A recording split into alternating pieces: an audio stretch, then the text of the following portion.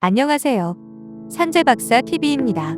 업무상 재해는 업무상 사고, 업무상 질병, 출퇴근 재해로 나누어집니다. 이 중 업무상 사고의 경우 그 발생이 비교적 명확하므로 산재 승인과 관련하여 다툼의 여지가 적은 편입니다. 다만 산재 관련 지식이 부족하거나 그 처리가 미숙하여 산재 보상을 받지 못하거나 정당한 보상을 받지 못하는 경우가 빈번히 발생합니다. 그래서 오늘은 업무상 사고로 산재 신청을 할 때 알아두면 좋은 점들을 소개해 드리고자 합니다. 먼저 산재보험 지식이 부족한 일반 근로자들은 산재 신청만 하면 근로복지공단에서 모든 것을 알아서 조사하고 사고와 업무와의 인과관계를 입증해서 산재 승인, 불승인 여부를 결정할 것으로 생각합니다. 그러나 이건 대단히 잘못된 생각입니다. 업무상 사고의 발생, 즉 업무와 사고 간의 인과관계에 대한 입증 책임은 사고를 당한 근로자 본인에게 있습니다. 업무상 사고의 발생을 입증하는 데 있어 가장 확실한 방법은 증인을 확보하는 방법입니다. 사고 발생 당시 동료 근로자들이 같이 있었다면 이들의 진술서를 확보해 산재 입증에 활용한다면 매우 큰 도움이 됩니다. 특히 사고 발생에 관하여 동료 근로자가 진술을 번복하거나 거부하는 경우가 발생할 수 있으므로 산재 신청 전에 미리 진술서를 받아두는 것도 고려해 보셔야 합니다. 업무상 사고의 발생 당시 사고를 목격한 사람이 없는 경우에는 사고의 발생을 증명할 만한 객관적 증거를 확보해 두어야 합니다.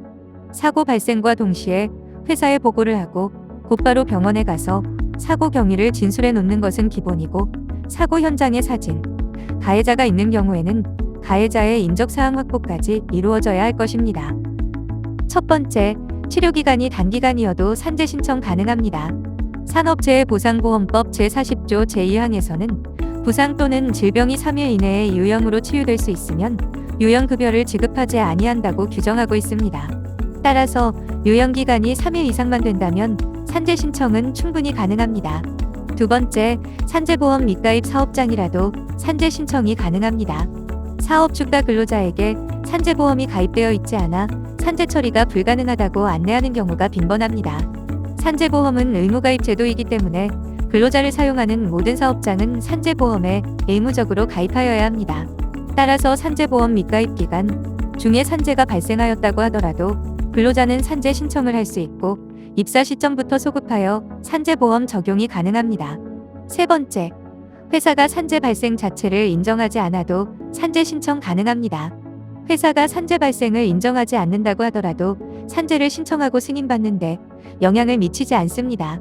산재는 사업주가 아니라 근로자가 신청하는 것이고, 산재로 인정되는지 여부는 근로복지공단이 판단하는 것이지 사업주가 판단하는 것이 아니기 때문입니다.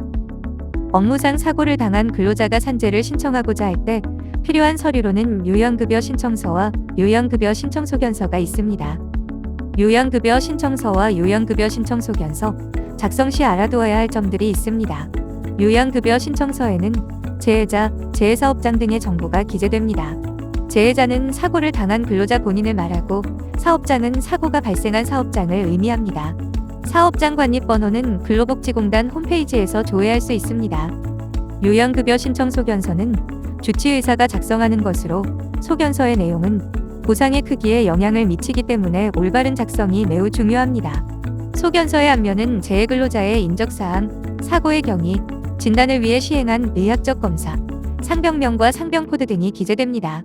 사고 발생일은 사고가 발생한 날을 의미합니다.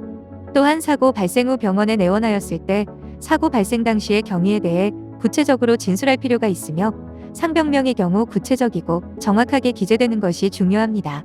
통원 취업치료 여부에서 취업치료 불가능으로 체크되면 향후 산재 승인 시 치료기간에 대하여 휴업급여를 지급받을 수 있으나, 취업치료 가능으로 체크되면 산재로 승인된다 하더라도 유형기간에 대하여 휴업급여를 지급받지 못할 수도 있습니다. 따라서 주치의사에게 유형급여 소견서를 발급받는 경우 이 부분에 대한 주치의사의 소견이 매우 중요합니다. 또한 유형급여 신청 소견서에는 치료 의료기관의 직인과 주치의사의 서명이 반드시 기재되어 있어야 합니다. 업무를 수행하는 도중 사고가 발생하여 누가 봐도 명백히 산재에 해당함에도 불구하고 산재에 관한 지식이 부족하거나 산재 처리에 관해 잘못된 상식을 가지고 있어 근로자로서 마땅히 누려야 할 보상을 받지 못하는 경우는 의외로 빈번히 일어납니다. 말씀드린 사항이 업무상 사고를 당한 근로자가 정당한 산재 보상을 받게 되는 데에 조금이라도 도움이 되었으면 하는 바람입니다. 지금까지 산재박사 TV였습니다. 감사합니다.